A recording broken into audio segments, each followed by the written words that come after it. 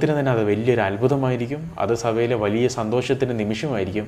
എനിക്ക് ഉറപ്പാണ് സഭ വലിയ പ്രതിസന്ധിയിലൂടെ കടന്നു പോകുന്ന ഒരു സമയത്തായിരിക്കും ഇസ്രായേലിൽ ആർക്കിയോളജിസ്റ്റുകൾ ഈ കാര്യം വെളിപ്പെടുത്തുക.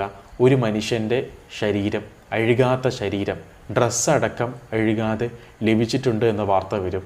പിന്നീടത് സ്ഥിരീകരിക്കപ്പെടും, ഇത് ഈശോയുടെ വളർത്തച്ഛനായ വിശുദ്ധ ഔസേപ്പിതാവിൻ്റേതാണ് എന്ന്.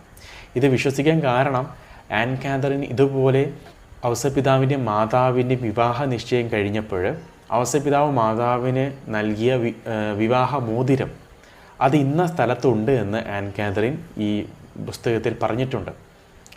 അങ്ങനെ ആർക്കിയോളജിസ്റ്റുകൾ ആ ലൊക്കേഷൻ നോക്കി പോയി പരിശോധിച്ച് കഴിഞ്ഞപ്പോൾ അവർ മണ്ണൊക്കെ മാന്തി കഴിഞ്ഞപ്പോൾ അവിടെ വെച്ച് ഇത് ലഭിച്ചു, ഈ മോതിരം ലഭിച്ചു.